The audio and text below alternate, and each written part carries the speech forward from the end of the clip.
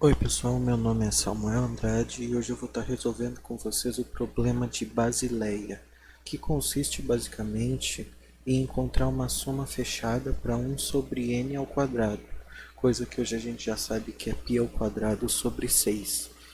Esse valor aqui, essa soma, também é conhecida como a zeta de Riemann 2. Esse pro... em 2. Esse problema ele ficou bem popular porque foi o problema que lançou, digamos assim, o Euler. O Pietro Mengoli propôs esse problema e ele ficou um bom tempo, algumas décadas, sem ser solucionado. Inclusive a família Bernoulli tentou resolver sem sucesso. E chegou o Euler, o Leonhard Euler, que é um grande matemático, hoje conhecido. Naquela época ele não era. Daí ele conseguiu encontrar uma solução bastante simples até, porque é uma solução que qualquer um de nós consegue entender a ideia por trás. Claro, ele usou uma matemática bastante avançada para demonstrar, mas enfim, vamos então para a resolução do problema. Bom, em primeiro lugar, só relembrar com vocês da série de Taylor ou de Maclaurin. Tem muita gente que chama de Taylor-Maclaurin, né? Enfim, para quem não sabe o que é isso, consiste basicamente em pegar uma função e escrever ela como um polinômio infinito, digamos assim, com os coeficientes reais ou complexos, dependendo, né? No caso, a gente só vai tratar de coeficientes reais aqui. E no caso, a gente vai estar dando uma olhadinha para a função seno de x, como que a gente pode escrever ela como uma série de Taylor. Esse é um problema já bastante explorado no YouTube. Se tu procura série de Taylor da função seno de x, tem uh, várias, vários vídeos já que resolveram esse problema, né? Então, dá essa expressãozinha aqui, certo? Seno de x é igual a x menos x ao cubo sobre 3 fatorial mais x elevado à quinta potência sobre 5 fatorial e assim por diante. Tu vai alternando os sinais e os expoentes são todos os ímpares e os denominadores são esse mesmo ímpar, só que fatorial, certo? Isso aqui vem da fórmula de Euler para e elevado a i θ ou a ix. Aí tu usa a série de Taylor para exponencial e resolve essa essa e aí chega nessa conclusão aqui, certo? Só que nem é da seno de x que vai nos interessar, é da seno de x sobre x. Só que conhecendo a série de Taylor para a função seno de x, fica bem fácil para a gente encontrar da seno de x sobre x. Basta a gente dividir ambos os lados por x, certo?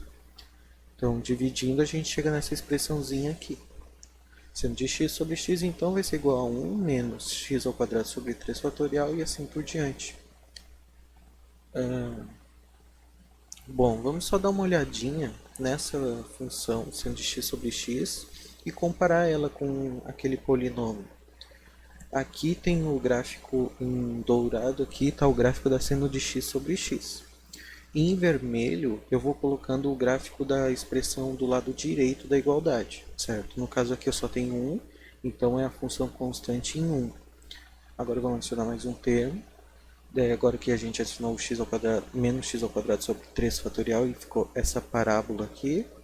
Adicionar agora o termo de mais x na quarta sobre 5 fatorial. O gráfico já se encaixou um pouquinho melhor. Vamos afastar o zoom um pouquinho para poder enxergar melhor, né?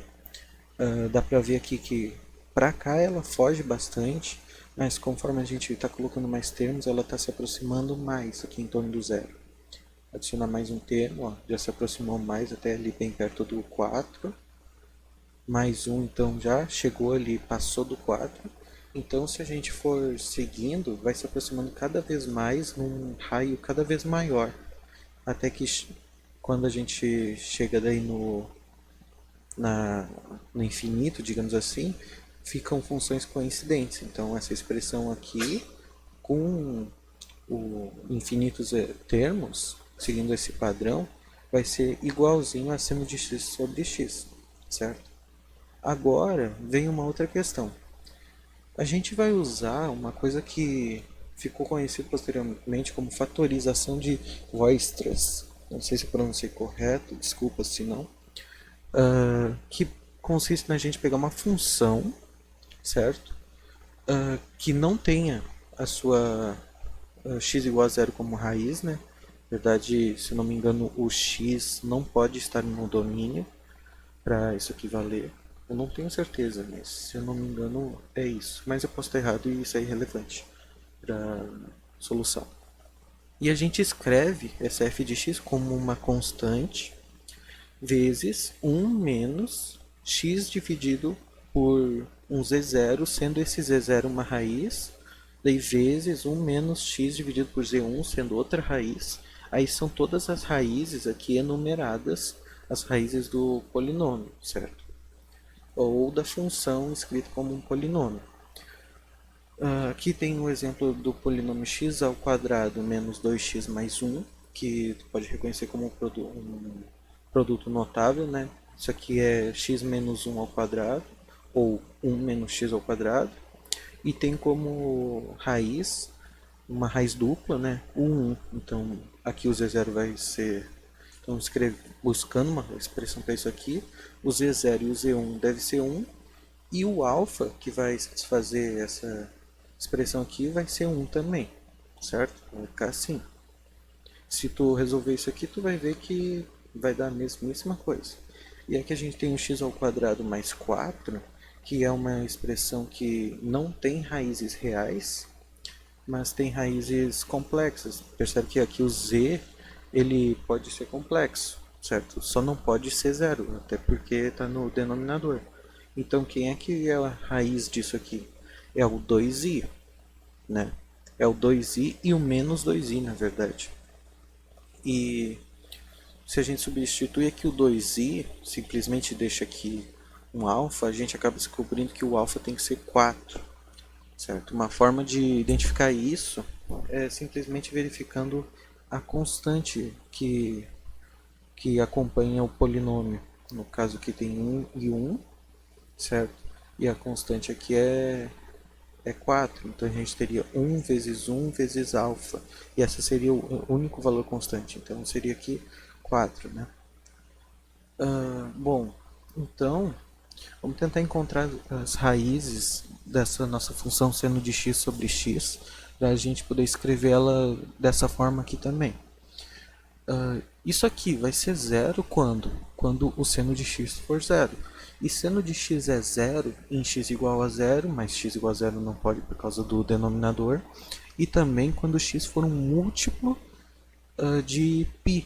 Por exemplo, π, menos π, 2π, 3π, menos 3π e assim por diante. Então, quando o x for do tipo π vezes um k inteiro, sem contar o zero. Tá? Então, escrevendo seno de x sobre x naquela forma ali, a gente vai ter o seguinte. Alfa vezes 1 menos x sobre π vezes 1 mais x sobre π. Por quê? Porque o menos π também é raiz, certo? E aqui o menos com menos daí cortou, deu mais. E assim por diante. Só que percebe uma coisa. Aqui a gente tem infinitos produtos notáveis, certo?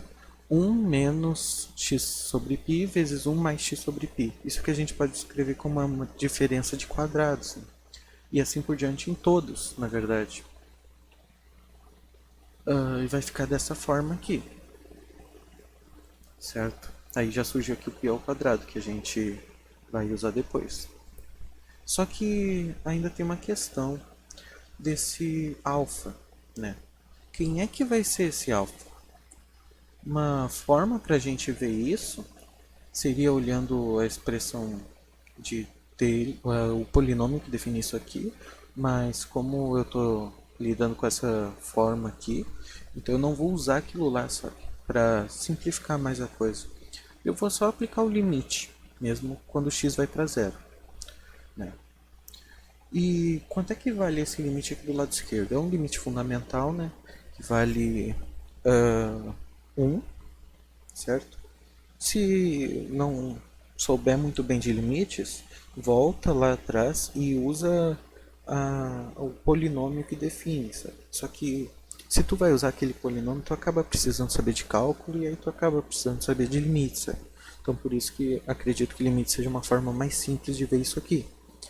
E o limite do lado direito? Bom, alfa é simplesmente uma constante em relação a x. Não depende, então não tem nada a ver. Pode pular para fora. E aqui do lado direito sobra 1 menos x sobre π vezes 1 menos x sobre x ao quadrado sobre, né? E assim por diante. Percebe que não tem nenhuma limitação para eu simplesmente colocar o meu x igual a zero, certo? Aqui vai simplesmente ficar o produto de vários infinitos uns. Então, do lado direito só resta o alfa mesmo. E aqui a gente conclui que o alfa é de fato igual a 1. Então a gente vai colocar o alfa igual a 1 nessas duas expressões aqui. E ele simplesmente vai sumir, porque é um produto, né? 1 não precisa aparecer. Bom, então vamos separar essa expressão aqui que a gente tem e vamos recuperar a expressão que a gente tinha anteriormente, certo? Esse polinômio. O que a gente pode perceber é que toda essa expressão aqui, esse produto, tem que ser igual a esse polinômio, essa expressão aqui do lado direito. Por quê? Porque ambos são iguais a seno de x sobre x, certo? E o que acontece? Como a gente quer descobrir do ao quadrado, uma forma para a gente fazer isso é a gente simplesmente comparar os termos. Depois eu vou explicar melhor, mas já para dar um spoiler, se tu quiser descobrir da soma dos quadrados recíprocos, do recíprocos dos quadrados, desculpa, se tu quiser descobrir a soma dos recíprocos das potências de 4 dos naturais, tu vai comparar com a quarta potência. Mas no caso, como a gente quer descobrir dos quadrados, a gente vai comparar com a potência de 2. Isso para qualquer potência par, na verdade, tu pode fazer. Mas aqui a gente está se limitando para a potência de 2. Então, nessa expressão aqui, o que a gente tem de x ao quadrado é só isso aqui, né? Menos x ao quadrado sobre 3 fatorial. O resto é tudo x na quarta, sexta, oitava. Desse lado aqui, o que a gente vai ter vai ser, na verdade, infinitos, né? Por quê? Se a gente pega esse termo aqui e multiplica por todos os uns, a gente vai ter um termo ao quadrado. Vamos separar ele ali. Se a gente pega esse termo aqui e multiplica por todos os outros uns, né, a gente vai ter esse termo aqui. E assim por diante. Né? Esse aqui também, se a gente pega ele e multiplica por todos os outros uns, e assim por diante, certo? Então a gente chega nessa equação aqui, nessa expressão. E nela, tu já consegue ver onde que a gente quer chegar, né? Provavelmente. Aqui a gente simplesmente multiplicar por menos 1, certo? Para tirar esses negativos. Aí já fica tudo positivo. Então já separar ela aqui em cima. Agora o que a gente pode fazer? A gente pode dividir ambos os lados por x ao quadrado, né? Porque como x não pode ser zero, que a gente tinha visto, então não tem problema dividir por x ao quadrado. E aí a gente se livrou de todos os x. E agora eu vou fazer o que? Eu vou multiplicar por π ao quadrado. Porque tu pode ver que aqui eu tenho um π ao quadrado, um π ao quadrado. Em todos os senos eu tenho π ao quadrado aqui do lado direito. Então eu vou me livrar deles do lado direito, multiplicando ambos os lados por π ao quadrado. Eu já vou resolver esse fatorial aqui também. Tá. E aqui eu já cheguei na expressão que eu queria, né? Então eu só vou reescrever ela aqui, ó, que o somatório de 1 sobre n ao quadrado com n indo de 1 até infinito é π ao quadrado sobre 6.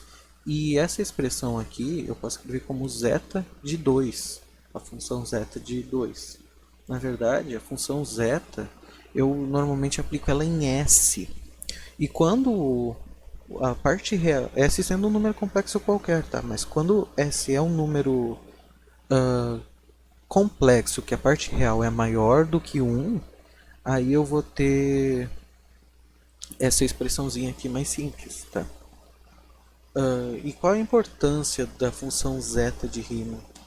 Ela tem ligações, por exemplo, com números primos, tem ligações com contagem e probabilidade. Por exemplo, a probabilidade de n números serem coprimos entre si, n sendo maior do que um, óbvio, o número não pode ser coprimo com.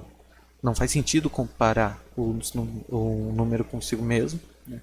Por exemplo, a probabilidade de um número ser coprimo com outro, ou um conjunto de n números serem coprimos entre si, é 1 sobre zeta de n. Então, no caso, eu tenho que zeta de 2. Se eu pego dois números naturais aleatórios, a probabilidade deles serem coprimos entre si é 1 sobre essa expressão aqui, ou seja, é 6 sobre π ao quadrado.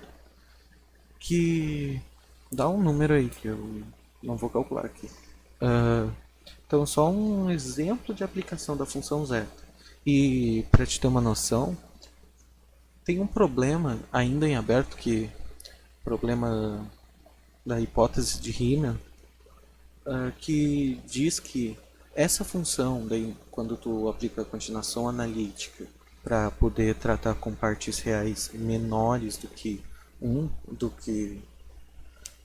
isso, aí só vai ter os zeros chamados zeros triviais, que são para os pares negativos, quando o S é um número par negativo, um múltiplo par de π negativo, alguma coisa nesse sentido, isso é irrelevante. Ou então, quando a parte real for exatamente 1 sobre 2, aí a parte imaginária variando. E esse problema tem um prêmio, uma recompensa para quem resolver de US$ 1 milhão. Então, se quiser estudar nesse ramo aí, é um ramo, se tu conseguir, tu vai conseguir um bom dinheiro. Só que eu já te adianto que teve matemáticos, por exemplo, o Hardy, que um dos maiores desejos da vida dele, ele fez uma lista, era resolver a hipótese de Riemann, matar o Hitler, e então, né? E ele não resolveu, obviamente. Ninguém resolveu ainda. Tem pessoas que alegam ter resolvido, mas quando a gente vai olhar as provas, sempre tem algum furinho, algum buraco, alguma coisa que não bate, certo? Então, só para finalizar, para quem não conhece ainda, esse é o Leonhard Euler. Desculpa, Leonhard Euler. Não acredito que eu falei errado. Mas, enfim, é um nomezinho alemão, né? Leonhard Euler. Que é um grande matemático, a constante E, por exemplo, a 2,7, né? Dos logaritmos, tem o E, provavelmente em homenagem a Euler, que é a constante de Euler. A gente tem também diversas contribuições, por exemplo, em séries que Euler ajudou, questão lá da, da diferença entre a série harmônica e a, e a função logarítmica, que tem ali algo a ver com Euler também, a constante aquela que eu acho que é 0,577, sabe? E assim, e seguindo. E também esse é o Bernhard Riemann, que ele que pegou essa solução do Euler e, digamos assim, olhou para aquilo e pensou, tem alguma coisa além que, e expandiu, sabe, aquela soma na função zeta de Riemann. E ele deu várias contribuições, e esse trabalho deu várias contribuições muito grandes. Por exemplo, vamos dizer assim, se essa hipótese desse carinha aqui, for solucionada, uh, o mundo da criptografia, por exemplo, vai quebrar. Eu também lido com programação, então, porque a programação consiste basicamente em as criptografias de hoje em dia consistem basicamente em a gente pegar dois números primos enormes e ficar fazendo manipulações ah, envolvendo a função módulo entre esses dois, sabe? E aí a gente criptografa. E normalmente é muito difícil para a gente verificar se um número é primo ou não. Então, o problema da hipótese de Riemann, a solução dele pode simplesmente quebrar o mundo da criptografia que a gente tem. E as pessoas seriam obrigadas a reinventar as coisas. E também nesse vídeo tem o Pietro Mengoli, Mengolini, não sei como é que se fala, que que basicamente foi quem teve a primeira ideia disso, que não é uma pessoa que é tão falada assim, mas que também teve outras contribuições interessantes, como por exemplo provar que a série harmônica ela diverge, né? Isso é ou então que a série harmônica alternada converge para ln de 2. Isso é devido a esse Pietro Mengoli, que foi quem propôs o problema de Basileia, que a propósito, o problema de Basileia tem esse nome pela cidade onde Euler vivia, e se eu não me engano Pietro Mengoli também, que morava em Basileia, e por isso esse nome de problema de Basileia, ou Basel Problem em inglês, né? Então eu gostaria de agradecer se você viu até aqui e eu queria pedir para não se esquecer de avaliar. Seja curtir, dar o like ou dislike, mas avalie, que é muito importante. Eu estou começando agora e quero continuar esse trabalho, trazendo uma matemática um pouquinho assim mais avançada, porque eu acho que é importante. No, em inglês já tem bastante coisa. Eu mesmo acompanho diversos canais e recomendo diversos canais. Por exemplo, Three, Three Blue, One Brown. Ou é Three Brown, One Blue? Não lembro. Que é um canal que sinceramente é o meu favorito. Eu acho magnífico. Que ele traz as coisas de uma forma bastante visual, bastante intuitiva. E também tem o Matt Logger, que é o rapaz que simplesmente traz umas coisas que não sei realmente onde que ele arranja aqueles conteúdos, porque são conteúdos cada conteúdo interessante. Tem o Flammable Maths, que resolve umas integrais e alguns problemas assim mais objetivos, sabe, de matemática mais avançada, usando bastante técnicas interessantes. Tem o Black Pen, Red Pen, que é um rapaz que, que resolve integrais assim mais simples do que o Flamengo Maths, só que às vezes ele traz umas coisas assim que, bah, que interessante, eu não pensei que isso podia ser usado aí, sabe?